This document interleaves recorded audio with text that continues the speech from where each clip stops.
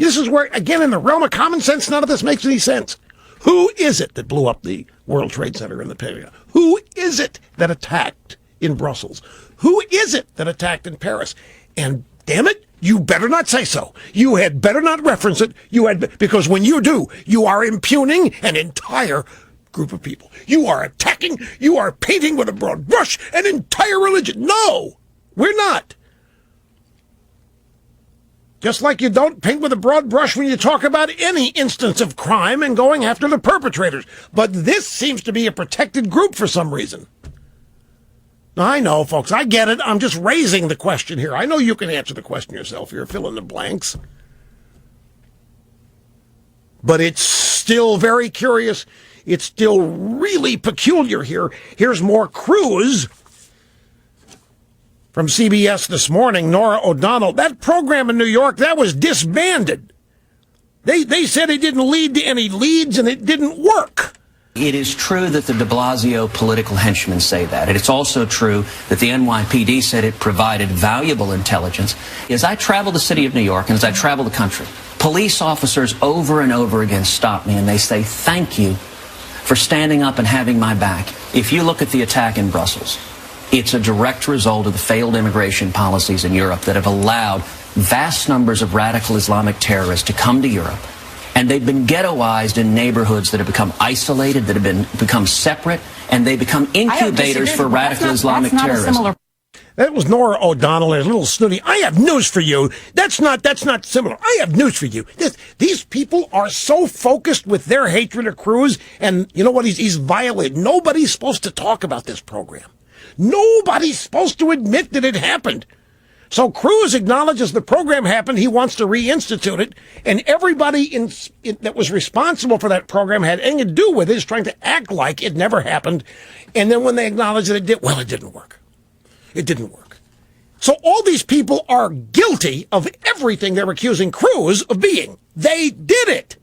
They constructed the program. They implemented the program. They administered the program.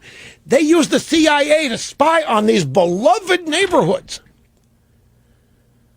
And here comes Ted Cruz bringing it up, and it's as though it never happened, and it's as though this guy is the worst reprobate that ever came down the pike. Here's more Ted Cruz in charge. You're painting one community with one brush.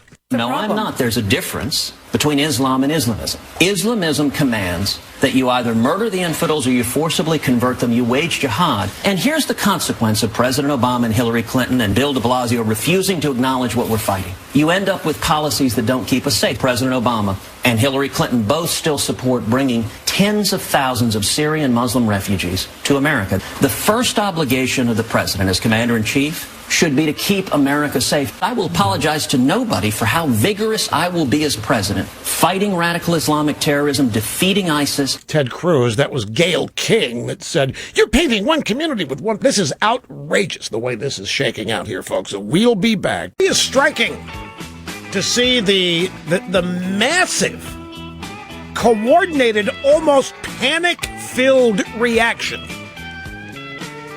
to Ted Cruz suggesting that a program previously implemented be used again. Everybody involved in the program denying it or acting like it was a big failure, don't associate us with it. And what it was discovered by the AP back on August 11th, or August, scrolled out of view. It's a 2011 report in August, and the AP found out that the CIA was assisting the NYPD in monitoring New York City Muslim neighborhoods. It was a program started under George W. Bush, continued under Obama. And since the CIA was involved, no wonder Obama wouldn't condemn Mayor Doomberg at the time the program was underway. In other words, well, it didn't work, it didn't have anything to do with it. But the degree of coordinated opposition to Ted Cruz today for simply reminding everybody what was previously done, it's stunning. And you listen to these drive-by media people interviewing Ted Cruz, folks, the hatred they have for him is palpable. You can practically touch that hatred as it comes out of their mouths when they question him, such as Norah O'Donnell. I have news for you. Well, why do they hate Ted Cruz so much? Well, yeah, partly it's because he's conservative. But why hate that? It's more than, it's threatening. And I'm just going to tell you, in the case of Ted Cruz, every damned one of these people knows full well that they are not in his league in terms of IQ, in terms of intelligence, in terms of talent and ability. They can't compete with him. So they ignore him. They pretend he's not there. When they do have him on to interview him, they usually resort to tactics of intimidation or putting him down or snark or some such thing to try to mask his intellectual superiority over. They can't keep up. They despise him. He's a threat in that regard. You combine the kind of raw native intelligence Cruz has with his heartfelt conservatism, and you have personified what the left fears the most. Therefore, what they hate, what they despise. They know they'll never be able to corral Cruz. They'll never be able to control him. They will never be able to impugn him intellectually, so they go after him in other ways. They compare him to a preacher who doesn't give the money back. They compare him to somebody who has no happinesses. They can do anything they can to deride and run down his personality or individual characteristic quirks or what have you. But they can't take him on substance. But this is even crazier. This is simply the acknowledgement of a program previously put in place by a Republican administration and an NYPD mayor, and continued under Obama and Mayor Doomberg. President Obama somehow managed not to mention in his State of the Union show on Tuesday night back in January, federal authorities have apprehended an Iraqi refugee who turns out to be an ISIS supporter who was allegedly plotting to blow up malls in Houston. Remember now, this is a dispatch from January. The Justice Department says that the jihadist, whose name happens to be Omar Faraj Saeed al-Hardan Skyhook, was coordinating with another Iraqi refugee living in California, Oz Mohammed Yunus al-Jaeb. Al-Jaeb is in custody in Sacramento, charged with making false statements in an international terrorism investigation. He's a Palestinian born in Iraq. He was accepted into the U.S. as a refugee in 2012. He has traveled at least twice to Syria, where he joined affiliates of al-Qaeda and ISIS in the fighting. So the threat of jihadists embedded or radicalizing in our midst grows more pronounced every day. We know that it is happening. We are tracking these clowns. What a perfect time then for New York City to willfully blind itself to indicators of terrorism. Bill de Blasio, the mayor of New York, on January 13th of this year, caved in a lawsuit brought by Islamic activists who demanded that the NYPD make like the White House and pretend that Islam had nothing to do with terrorism committed by Muslims who proclaim with immense scriptural support that they are acting on behalf of Islam. But we're being told, no.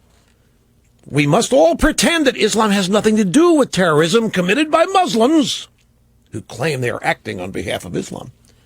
Among the concessions the city of New York made in caving in this lawsuit back in January, the NYPD will no longer be permitted to rely on radicalization in the West. That is a report from 2007 that was put together by studying actual terrorism cases.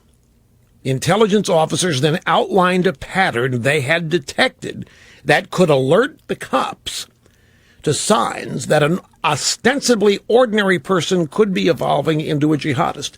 The New York mayor caved in a lawsuit and promised that report would never again be consulted. Again, radicalization in the West, a 2007 report which studied actual terrorism cases. Patterns were found that could detect and alert police to signs that an apparently ordinary, peace-loving individual could be a jihadist. So that research was cast aside. The mayor promised not to use it. And the basic surveillance involved was thrown out.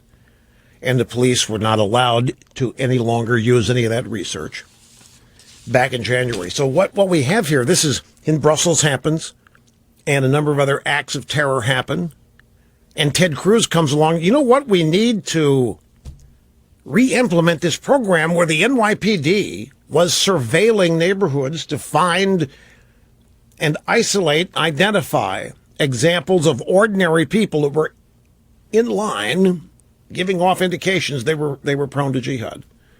And I got the reaction to Cruz is it defies common sense.